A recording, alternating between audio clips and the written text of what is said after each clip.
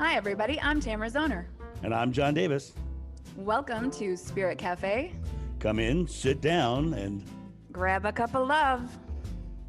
A Spirituality Without the Guilt podcast. Well, welcome back, everyone. And it's another fun day at Spirit Cafe. So today we're talking about struggle and what that really means. What does it mean to struggle? What is the importance, if there is one, in our struggle as human beings to achieve a higher level of being? Is struggle necessary? What does it actually mean to you? So that's what we're talking about today. And before John and I got on this call, John, say hello, because I didn't bother to welcome you either. Well, hello. I'm so glad to be here, Tamara. I'm very excited about talking about struggle because I think it's one of the most misunderstood topics in the world. Yeah. So John and I just want you all to know that John and I don't actually discuss much at all around these topics. So it really is a conversation of learning the other person's point of view around struggle. And I don't do a whole lot of preparation because, as John's mentioned, I'm a very experiential learner. So I did read some Rumi quotes and I listened to a few short talks on struggle in religion and struggle in spirituality. And then I stopped struggling through all of that and decided to simply come in feeling about struggle and opening myself up to this conversation so that we could take it wherever it's meant to go. So, John, what are your thoughts on the necessity of struggle in our lives? It's an interesting question because of the fact that a lot of religions rely on struggle as their pathway to enlightenment, to the next level. And a lot of that in Christianity, they specifically want to talk about struggle because it gives them the the the outlet of breaking free from struggle. Mhm. And it's really an interesting animal because you go to penance to or to tell your sins because of the fact that you're trying to get through your struggles and you're working through your struggles. When I look at it from a historical and religious perspective, it's very interesting because a lot of struggle is used as the tool to keep people in their religions. Mhm. But there's also, on the other end of it, there's another element that's really interesting. Um, in our lives, we naturally have struggle. And Buddha says, and this is an American translation, I'm specifically saying it this way. Buddha says life is suffering, right? And suffering basically struggle. But the one thing that quote that is, I believe, misquoted quite a lot, because Buddha didn't speak English, right? Mhm. He spoke a different language, right? And when they take the word that he actually used for suffering, it's dukkha, Dukkha, dukkha, and suffering is only one of its translations. Okay. There's three, right? And one of them is pain or suffering. The other one is change, and Mm. the last one is habitual response. Oh, those are good. So if you think about this, if you take the interpretation of dukkha and you put all three in there at once, it goes, life is suffering through change because of our habitual responses. And that makes so much more sense. Right? Doesn't that make sense? Yeah, that's beautiful. And that suffering through change is the struggle that he's talking about. We go through here and we have our beliefs and our systems that take us to that next place, and we have to struggle through it to get there. Right. So when I look at my personal struggles, I mean, there was a point in my life I was paralyzed, and I came back from that. And there was a point in my life where I was an introverted, emotionally abused person, from a child, from my father specifically, and those are the struggles of my life, and they have made me who I am today. Mhm. But what I've discovered over my studies of spirituality and my own personal experiences, and I've been very blessed in my life to have had some pretty amazing teachers, and my my belief about struggle is it's that struggle itself is a choice, Mhm. and that habitual response that Buddha talks about is the focusing on the struggle rather than focusing on a better choice. Yes. I like that very much. I often encourage people, I'm all about language and the language that we use and how it impacts our experience. And a lot of clients will say, "Oh, I'm struggling with this or I'm struggling with that." And I'll say, "Okay." Or, "Are you experiencing some challenge? Are you moving through some challenge? Are you growing through the natural challenges of life?" Because life is full of them. And if we use that word struggle, then it's going to feel like a struggle. And if we instead spin it like this is an opportunity for greater growth, then that's what it's going to feel like. And so Right. that's what I like to do with that word struggle. I like to chuck it and say, okay, it's an opportunity instead for growth. Right. Does the little weed struggle through the sidewalk to break through, or does it just do the thing and get the result? Right. Right. Gets Exactly. to the light however it needs to. That's a great analogy. I'll give you another one that I find really interesting because it's a perception. People will tell you that when a uh, caterpillar is clawing its way out of its cocoon to become a butterfly, it's the clawing that makes their wings strong enough to fly. And I'm like, how do they know? You know, Right. for all you know, that little bug that's in there that's trying to get out of the thing, they could be saying, "Hey, this is fun to pick stuff off the wall." Right. Right. Right. Right. We're So presuming to read that butterfly's mind. how do they know it's a struggle? Struggle is perception. They Mhm. believe it's a struggle, so they create a struggle. One of the things I always am, I love when you say it. It's like, what am I growing through? I Yeah. think that's such a great mind shift, because a lot of people are quote unquote going through life, Mhm. and the things they're going through is a struggle. And so Right. they look at this and they're going, well, no, I'm not going through it. I'm growing through it. I'm Right. expanding. I'm Yeah. getting bigger and better. I think that is such a brilliant statement that you've come up with. And I think I should steal it, but give you credit every time I use it. I give you permission to give me Oh, uh you have to yeah. do the cross when you do Oh, that. ooh, I haven't done that in a long time. That How do felt a you do that little again? strange. Well, well, Making the sign of the cross. last week we talked a little bit about the history of some of the Christian stuff and the Nicene Council. We talked about, just touched on it a little bit. Mhm. One little thing that I want to kind of throw in here on this struggle conversation is, before the Nicene Council, the symbol of Christianity was a fish, Okay. and after the Nicene Council, the symbol of Christianity was a cross. So before that, they were fishermen. After that, they were someone who suffered under Roman law. Uh-huh. Yes. So, so the religion Interesting itself is transition. using the struggle as part of their control element. Mhm. At least it can be perceived that way. I don't necessarily know if that's true or not myself, right? Um, Well, you have to struggle through your sins, right? You have to struggle through all these hardships and trials and tests of who you are so that you can earn your way to heaven, right? right, So, of course, they had to kind of make it uh, all hard and difficult because if it's not, then we don't need the church. right, right, Right?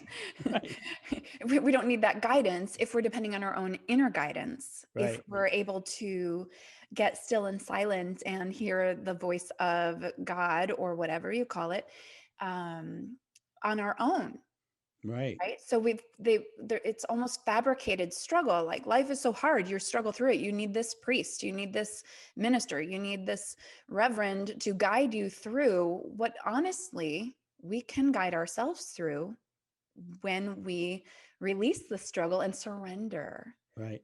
I, right? I one time had a teacher tell me that the pathway is through your own door. Hmm. And that to me, it was always a beautiful statement, because a doorway is a passageway through, but it's your own door as opposed to somebody else's door. And if you're Hmm. constantly, he also said to me, and this is flat out one of my favorite quotes and I use it all the time with clients. I said, if you're seeking a path will be laid before you.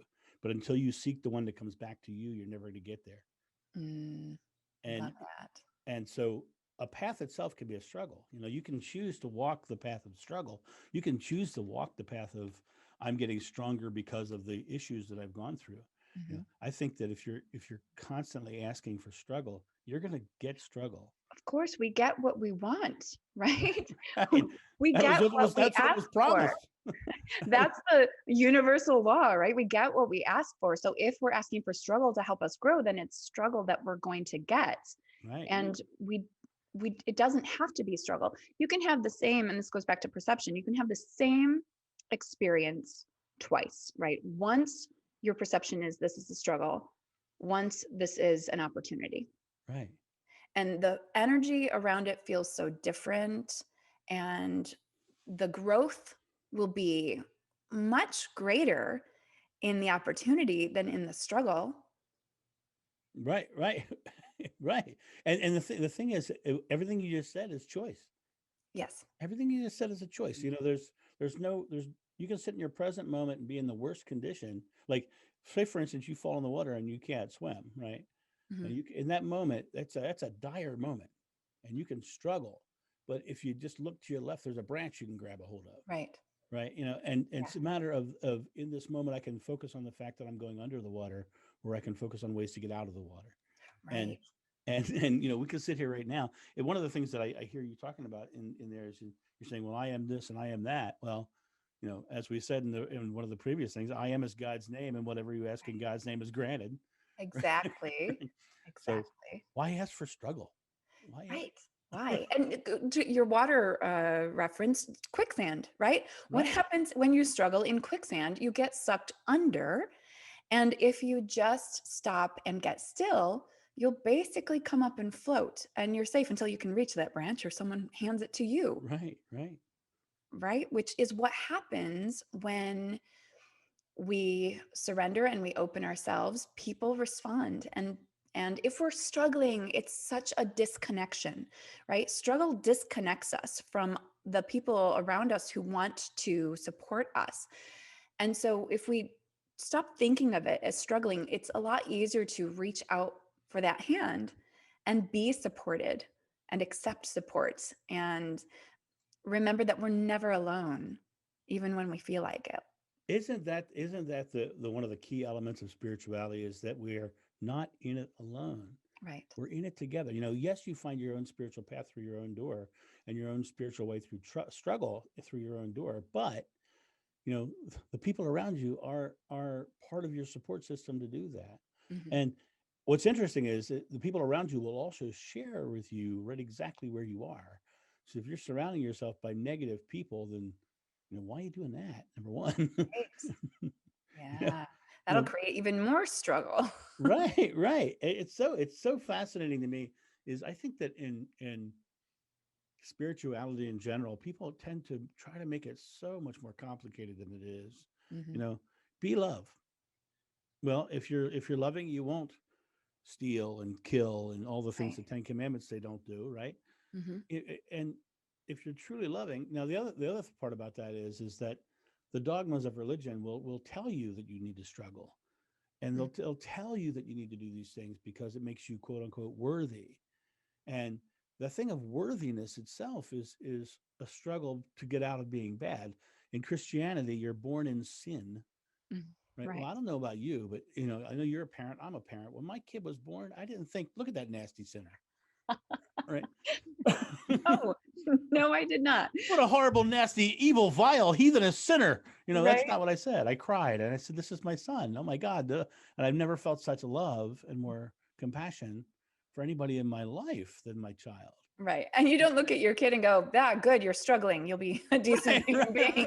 right. Well, I have known parents who have literally made their kids struggle and made their kids fight through things. And what I find interesting is, some of those kids do get empowered because in the messaging of struggle, the parents are sharing with them, well, you need to struggle because you're getting better. And Mhm. so they'll get in that mindset. Then there's the other parents who give their kids everything. And, and some of those kids turn out like absolute crap Right. because they don't feel like they've had quote unquote struggle. Right. Right.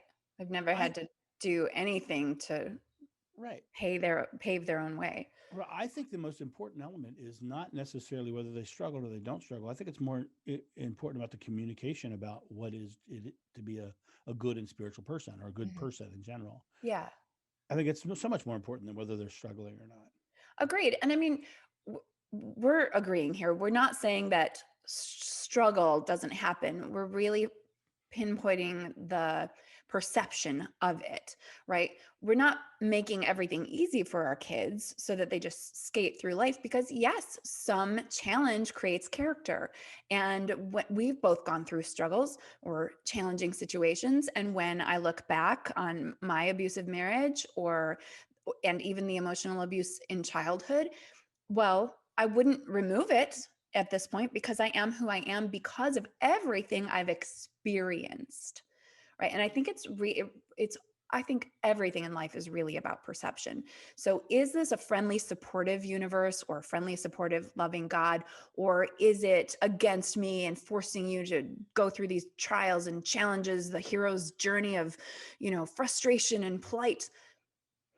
I mean, which feels better? Right, right. And isn't that the key though? The Yes. feeling aspect of it. It's really interesting. I talk to people all the time who are in fault and guilt. Mhm. And when they're in fault and guilt, I'm like, how's that feel? How's that feel? Because if you feel guilty about something, you know you did something that wasn't loving. Mhm. You weren't being love. You've got to be love. Yeah. And And that's the only way really to get through that guilt is to then have some self-compassion and a forgiveness practice, right? right, right. You have to be able to forgive yourself first. As the plane's going down, put your own oxygen mask on Right. first before helping others, right? So it's the same thing in this is you need to make sure that you empower yourself first. You need to build up who you are. The interesting thing about struggle, when you look at it from the perception idea, is that once again, it's a choice. And we can choose to struggle or we can choose not to struggle. And I said earlier, the thing about what Buddha said and being conditioned responses, Mhm. those conditioned responses are because you're holding on to those past traumas that you and I just talked about. Mhm. My dad told me I was a quote unquote bum. That's what was his nickname for me for years. Worthless bum. Worthless bum, because he didn't like the fact that I wore tights and lived in the woods. but You might but need to explain that reference a little. why?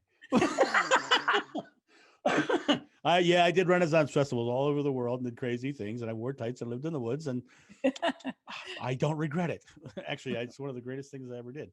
Yeah. But the interesting thing was, that I could literally live in this part of my life and think I'm a worthless bum because Dad said so. Mhm. I could also live in this part of my life and say, okay, I have spina bifida occulta, which means I can't do stunt work or sword fighting or any of that stuff, and I would have never have done over 4,000 live comedy sword fighting shows all over the world. Wow. It never would have happened if I allowed myself to stay in that space, that mental space, that Mhm. struggle space. Mhm. Now, I will tell you, getting out of that bed from being paralyzed to doing 4,000 comedy sword fighting shows all over the world, I it was a struggle, you know, Mhm. Mhm. but it wasn't the kind of struggle that most people think it was. It was a physical struggle. It was not a mental struggle Mhm. because I compartmentalized myself back to my I am moment, Right. back to my this moment. I'm just okay. Instead of expecting me to be a stuntman today I am, stretching my back a little more. Mhm. Today I am walking a little further. Today I am, I'm doing those things. And by staying firmly in my spiritual I am moment and living it to its fullest, it didn't seem like a struggle, except for the physical element of getting up and yeah, I will tell you that part was a physical struggle. Yeah. But there's a disconnect there between a physical and an emotional struggle or a thought struggle. Mhm. And Yeah. you get to choose. Right. You made me think of something. So it really is, suffering and struggle is created not by the experience, but our thoughts about the experience. So Right. it's all what we're thinking about what we're growing through or going through, and not actually what's happening. Right. So if I have a terrible back pain, I could think terrible thoughts about it. Oh, this, I can't do anything. I'm weighed down. This sucks. I'm struggling. Or I could think, hey, my back's telling me to take it easy today.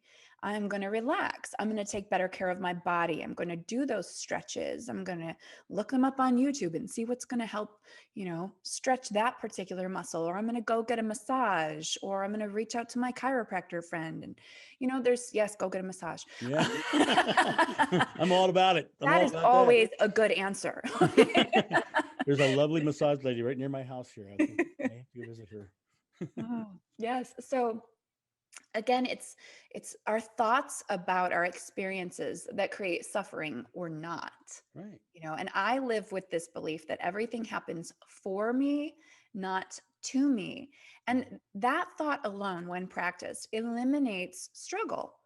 Right. Because if the what's hitting the fan, I'm, yes, feeling what I'm feeling and wondering, like, ooh, what what's next? Like, what good stuff is going to come from this? What am I going to learn from this? And what next great thing is happening because of how much growth I'm experiencing Right.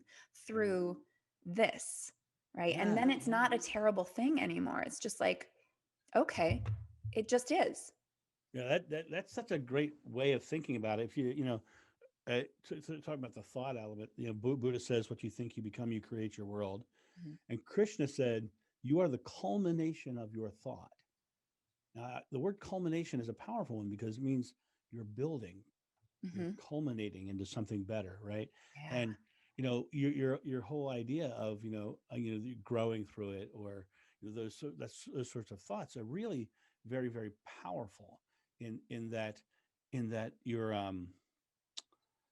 mind does create, and it's creative. Right now there's a new science coming out called noetic science. I don't know if you've heard about noetic I science haven't. at all. Tell me more. Noetic science was started by Edgar Mitchell, who was a NASA astronaut. And when he was coming back into Earth's atmosphere, he had a transcendental experience. He had what he couldn't describe. He described it as a spiritual experience. But being a hardcore scientist, he wanted to have validation of his experience. Mhm. So created noetic science. Noetic science is referenced in one of Dan Brown's books. The guy who wrote Da Vinci Code. Uh-huh. He wrote a book. I forget what it was called, but it literally was talking about Edgar Mitchell's noetic science in there as well. But one of the things in noetic science that I find fascinating, I mean, I'm just utterly fascinating, is his studies on thought and how it's creative. Mhm. And he talks about how when when when you look at when you shine a light at a piece of paper with a hole cut in it, it creates a reflection on the wall behind it of the shape, right? Mhm. Until it's not observed. And when it's not observed, it shows up as a waveform, right? And Yeah. by the physical, so Yeah. the perception of the what you're going to see reflects on it. He also discovered in noetic science that when you focus your mind on a certain point in space, and you focus the thought of creating a cell, there's an energetic event that happens at that point in space. Now he's proving this through noetic science. So he's proving that our thoughts are physically creative, Mhm. So if I'm a firm believer that science. I love science because science does not take the leap of faith. It Right. it It only proves right. it. It proves it, right, Or disproves it. or disproves it. And the thing is, a lot of times they won't say disprove.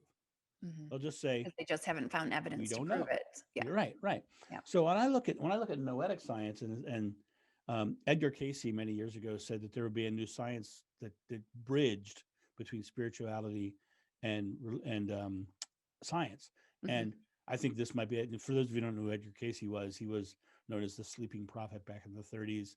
And if you go to Virginia Beach, there's a whole library called the Association for Research and Enlightenment that has all of his writings written, and pretty amazing some of the stuff he said. But this whole new science is now showing this bridge between science and spirituality, Mhm. and that idea of struggle being just a thought. So if you're thinking in the idea of struggle, that's going out there and it's creating that energetic event that's going to show you that struggle. In Right. my life, I've been a person who's been able to get through anything, right? But I believe I can get through anything. Hmm. I believe that I can go to that next level. Right. And when I've had really big spiritual experiences, I went into them knowing that I have them, Hmm. believing that, just completely believing that. But I wasn't actively trying to create them. Hmm. Those things all naturally occurred because of my simple belief, my simple thought. And so I guess my point is that we get into that habitual pattern, as Buddha talked about, of thinking about struggle in a way Hmm. that creates it naturally into our experience, Right. which creates the suffering. Yeah. What we think about, we bring about, Right, right? right. There you go. Until we change it. Yeah. And sometimes it is that very struggle that will cause us to break out of those old patterns of thoughts and behavior, right? Which is what my experience was. I Mhm. thought I was stuck. I thought I was stuck with this, emotionally controlling, manipulative marriage. And so I, relentless optimist that I am, tried really hard to find different ways to make it better, right? To Mhm. improve myself or, do whatever it would take to make him happy, which is more than I have within me. And because we can't make anybody else happy, right? If we're not happy ourselves or if they're not willing to be happy themselves. Yeah, and if you're happy, you're going to attract the happy person that Yeah. matches your happy. Yeah. And it took trying all the things and eventually running out of things to try Mhm. to realize, well, okay, I have to do something totally different. I'm not Mhm. actually stuck. Stuck is my mindset. My mindset is stuck. So now what do I have to do to change that? Right. Right. And I think it helps so much to have a variety of people in your life so Yeah. that you can see that there's a different habit that Right. can be Right. put into place. And a habit is just something we do a bunch of times until it's a way of being, Right. right? So we And can change our habits. and Jesus would say, "Be born again." Yeah, Yeah. He didn't that's say that yeah. concept. It's not the big esoteric thing, and it's not the Jehovah's Witness thing of I'm a born again. No, well, Mhm. no, that's not what he's saying. It's much more simple. It's much more. If you don't like where you are, start something new. Yeah. Set that past behind. Release that habitual response. What do I have? I wrote that down somewhere. Yeah, habitual response. So, gosh, I'm so good, right? Release that habitual response, and if you can release that habitual response, then all you're doing is letting go of that and starting something different. Mhm. And you have the opportunity every moment of your life, every I am moment, to start something new. But Mhm. what's going to be realized into your experience, as Edgar Casey was, not Edgar Casey, Edgar Mitchell would say from Noetic Science, Mhm. that it's that continual focus, that continual thought process that becomes habitual. They Mhm. say 21 days of repeated action creates habit. It's only 3 weeks. So if you Right. can hold on to 3 weeks of positive creating something new, you've set down your past. Your Yeah. subconscious mind is now altered, and you can move into something better and more positive and less struggling. Yes, less struggling. I will just say that 21 days creates a foundation for a habit, but research has shown that it takes up to about 72 days for it actually to be a new way of being. So if you can get through those first 3 weeks and set that foundation for a new habit, it's going to be a lot less struggle Right. And on the I way completely agree with you. to I'm glad you brought that making up. it a true way of being. I'm glad Yeah. you brought that up because you're right. 21 days is the beginning of creating the habit. Yeah, But I have to say that because I tell all my clients and my group members who show up to my meetups, like, start this and then find people who will keep you accountable or do it with you, and you keep each other accountable so that you can get through those until the time when you experience the benefits of the new behavior, and then it's worth it. But it does take a few weeks to really start to experience the benefits and know that, oh, well, if I go to bed a little earlier, I feel great the next day. Or if I mm, get my 30 minutes of exercise every morning, I have more energy, but it takes time to experience those benefits. And so that's what people think is a struggle, right? Oh, it's so hard. It's so hard to get through those 3 weeks. Well, only because you're thinking it is. So put the support in place that you need, plan it out, surrender to what will be. I think surrender is like the opposite of struggle, right? Yeah, right, right. You surrender into it and allow whatever comes up to come up and feel your way through it, because then you can get to the other side, and then you see the difference in the break of the old pattern and the creation of the new, and that is so liberating, and that is salvation, right? That Right, right. yeah. Enlightenment, Yep. and struggle, when we talk about struggle, we talk about, our fears. And Buddha said the secret to enlightenment is the eradication of fear. And so you have to surrender your fears and Mhm. let them go, Mhm. and which is surrendering your struggles. So once Yes, you surrender your fears, then there is no struggle, right. And because people say, fears. how do you do that though, John? How do you surrender your fear?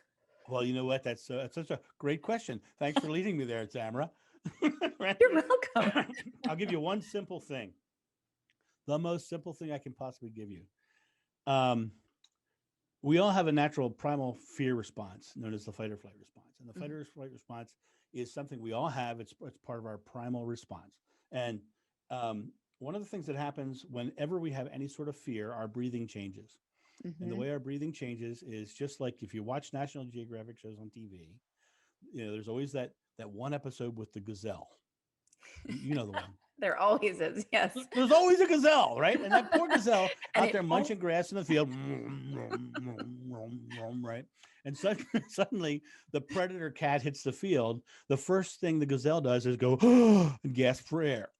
Most people, when they get into a fear state or a struggle state, they feel like they can't breathe. Mhm. Here's their misconception: it's not that they can't breathe, is that they're holding air in. Mhm. And the reason they're holding their air in is because their body's trying to hold air in so that they can run further and faster. It's a primal response. So if Mhm. you can just release that air, exhale, Yeah. that's the first thing you do. That's why the Bible talks about the breath of God. Mhm. You exhale, you're breathing. Yeah. An addict. Did we talk about addiction at all? Not yet. Okay, so picture this. I'm an alcoholic, and I've got my coffee, which is Mhm. actually scotch. Anyway, right? He keeps So joking about this. I'm I not sure it's a joke. I am joking. Anyway, um, but you think if I'm an alcoholic and I'm a drinker, the first thing I do is I go, oh, and I relax, Get that relief. right? And then I get my cigarette, and I'm a smoker, and I grab my cigarette and I light my cigarette, which, by the way, never smoked in my life. Thank you very much. Congratulations. Well done. Right. So the releasing. I was a pizzaholic. I admit it. Right. I used to eat that slice. Yeah. We give ourselves these outer things to release, to let our fears go. You know, if you're going to drop into a fear state and you want to release your struggle, you've got to allow yourself to breathe. Take a breathing break. Mhm. Take a breathing break. Actors in Hollywood are trained, and actors on Broadway are trained. If they forget their lines, they're literally trained to relax all their muscles and exhale, because when you're in the fight or flight response, it shuts off your cognitive thinking ability Mhm. and turns on your survival, which only wants air. And when Yeah. you exhale and release, it all comes back. And so when you find yourself in that negative state of struggle and fear, relax. Yeah, I love that. Take a breathing break. And Take a I breathing break. like to tell people, just take your hand, put it on your heart, Hmm. breathe in, and count that breath. Like if you can get 16 seconds, I forget who I was listening to who was talking about 16 seconds. Just inhale, exhale. And just that, holy instant can reset everything. Right. And yes, help us think clearer, help us it relaxes our body. So just that 16 seconds of breath can change your entire experience in that moment and for the whole day. Right. And think about that idea of that breath that you're talking about. In meditation, they give you breathing techniques, and Native Americans do chanting, which is breathing with sound, right? Right. So there's all this breathing that is already in all forms of spirituality. But Mhm. the toughest part is that people don't. It's so simple that people don't think of it as enough struggle. Right, because we're hooked on struggle. We're struggle addicts in this Right? We're in this struggle society. addicts. That's the best. There you go. Yeah. We talked about addiction. Right. Yeah, we are struggle addicts. So to break that cycle, take a breath. Right. There you go. That's a great way to end this, I think, don't you think? I think so too. I think that's good.